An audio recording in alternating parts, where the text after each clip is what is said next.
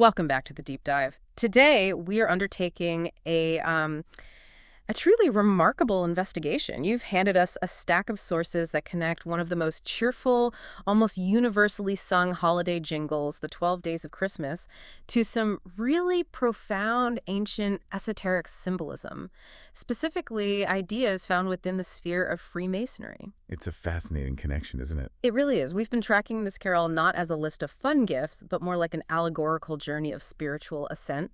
And today we are parking ourselves firmly on day 9. 9 ladies dancing. Exactly. And when you look at the gifts that came before, the partridge for sustenance, the rings for eternity, the structure of the Lord's leaping, they focus so heavily on resources and foundation. But this ninth gift, it just completely shifts the entire feeling. It's no longer about stone and labor. Now it's about art, fluid movement, and joy. And that shift from rigor to rhythm is really the crux of the whole lesson here. Our mission for this deep dive is to unpack how the 9 ladies dancing symbolize that crucial balance between, let's say, necessary labor and necessary lightness, structure and flow. Okay. We're going to connect them not just to the number 9, but also to classical ideas of harmony, the muses, and the sacred dynamic role of creativity within the craft. Okay, let's unpack this symbolism. What stands out to me immediately in the source material is that this image suggests Masonry is not a dry, static philosophy, built on heavy tools and solemn rule books. Right. It's described as a living art, a beautiful active dance of ideas and virtues performed inside the ultimate workspace, the temple of the soul. And to really get the weight of that, we have to go back to what dance meant for ancient cultures. Right, because today we think of it as what? Entertainment or sport. Exactly. But the sources all stress that in ancient traditions, dance was a sacred rite. It wasn't just movement. It was a physical metaphor mirroring the grand cosmic order. The cosmic order? What do you mean? The rhythmic cycles of the planets, the spirals of stars, the circulation of divine creative energies, it's all a dance. And you see this everywhere, don't you? It's pretty consistent across different traditions. Oh, absolutely. It's fascinating. Think of the Nataraja, the dance of Shiva in Hindu cosmology. That isn't just movement. It symbolizes the entire continuous rhythmic cycle of creation and preservation, followed by destruction and renewal. And we even see it in Western traditions. We do. There are echoes. The Gospel of Thomas, for instance, refers to Christ leading his disciples in the circle dance, which emphasizes unity, motion, a collective divine experience. Even medieval theologians, when they were trying to map the soul's journey, they leaned on this metaphor.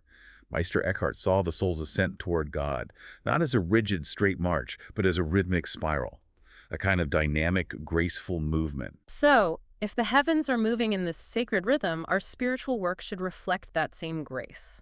I mean, while physical dance isn't a literal ritual in the lodge, I wonder if that cosmic mirroring aspect informs the very precise geometry and the movements on the lodge floor. It absolutely does. The sources are very clear that the underlying philosophy is one of grace and intentionality.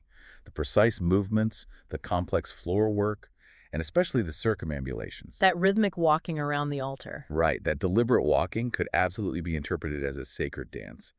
Every single motion is purposeful, it's deliberate, and it's deeply symbolic. It's there to remind the initiate that their path is aligned with that cosmic rhythm. That sets the stage beautifully for the number itself. If we're on that thread of completion and perfect movement, let's zoom in on the sheer power and the properties of the number 9. 9 is profoundly significant. Numerologically, it's the final single-digit number, so it symbolizes completion, fulfillment, attainment. Yeah. It's the end of one cycle and the initiation into the next, higher cycle of awareness. Like graduating from a major stage of learning. Exactly.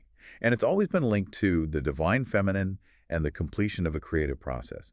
I mean, the most universal symbol is the 9 months of human gestation. It's the full realization of potential before you move into a new, more complex number system, the 10s. And what makes it a perfect symbol of spiritual identity is its curious mathematical property, which you mentioned. The idea that any number multiplied by 9, when you reduce it to a single digit, it always resolves back to 9. Can you give us a quick, simple example for anyone who might be driving right now? Certainly. Let's take the number 7. You multiply it by 9, you get 63. Add those digits together, 6 plus 3, and you're back at 9. Okay. Or a larger number, say 12. 12 times 9 is 108. Add 1 plus 0 plus 8. And again, you return to 9. Yeah. This self-resolving property makes 9 a symbol of identity, of self-return, and of finding unity within diversity. It suggests that no matter how complex the path gets, the foundational truth, the self, always returns to its unified source. Which is such a critical lesson for an initiate. That true self-knowledge is always attainable, yes. That idea of underlying unity is a perfect transition. Because here's where it gets really interesting for the Masonic context, connecting those 9 ladies directly to the operational structure of the lodge itself. Indeed. The number 9 is critically important to the concept of the 9 lights, or the 9 officers.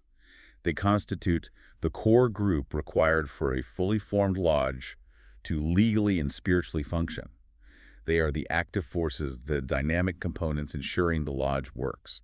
And for the listener, these 9 key roles, they form the complete constellation of authority and operation. Maybe we should list them out and give a quick idea of their functions, just to show how diverse they are. Great idea. So you start with the 3 great lights, the leadership, the worshipful master who governs, the senior warden who assists, and the junior warden who oversees members during refreshment. Right, the core leadership. Then you have the operative roles, the senior and junior deacons who carry messages and conduct movements, the secretary keeping the record, the treasurer managing the finances. And then the guardians. Exactly. The external and internal guardians.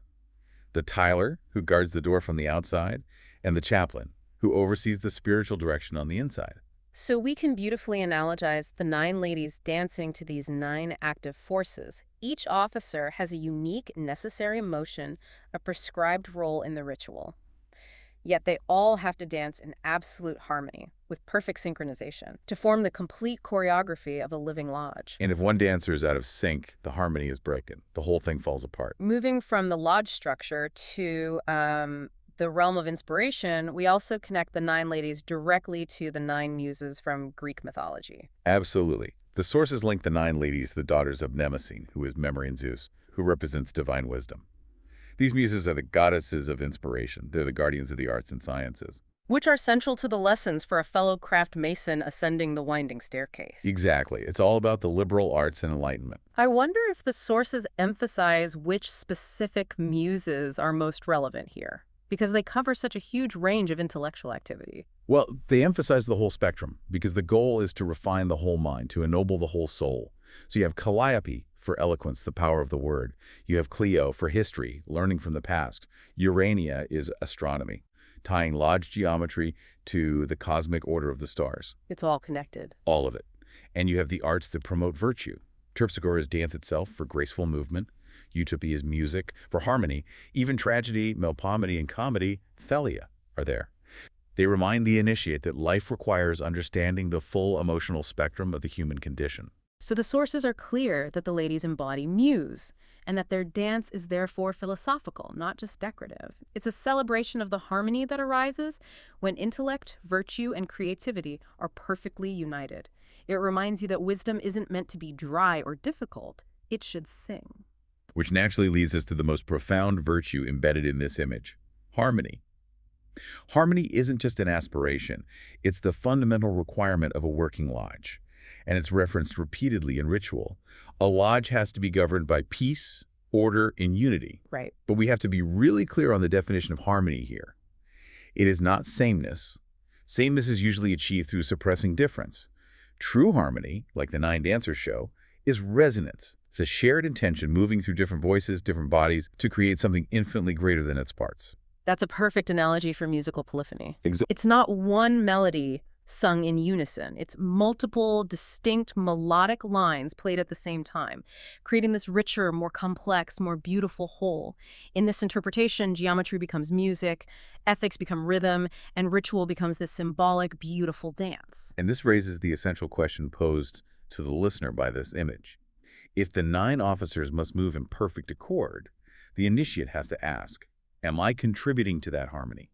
Is my lodge in harmony?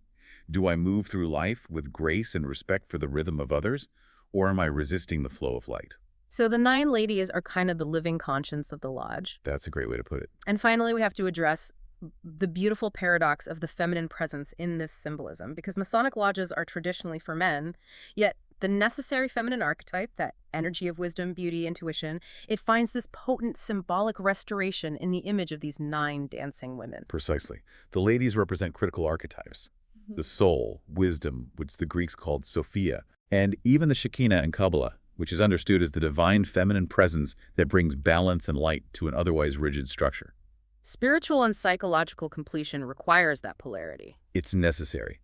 The inner lodge, the temple of the soul, it has to incorporate both. The masculine energies of structure and severity, and the feminine energies of grace, mercy, and intuition to be truly complete. We see this principle everywhere in the symbolism. The pillars, Boaz and Jachin, the sun and the moon. The dancing ladies restore that necessary grace to the spiritual journey. So what does this all really mean for the person aiming for self-improvement? The ladies aren't just decorative, they are absolutely essential figures. Without beauty and inspiration, the temple is barren. Without art and poetry, the word is dry. And maybe most profoundly, without joy, the labor of building one's character is just hollow. It is. The nine ladies dancing are the embodiment of the joy and beauty required for spiritual completion and illumination. So to synthesize all of this, The nine ladies dancing are ultimately teachers of spiritual practice. They urge the Mason to fill the temple of the soul, not just with structure and labor, but with dance, music, poetry, joy, and profound harmony. the journey isn't just to build the temple from rough stone, but to actively fill it with life and light, honoring the muse within.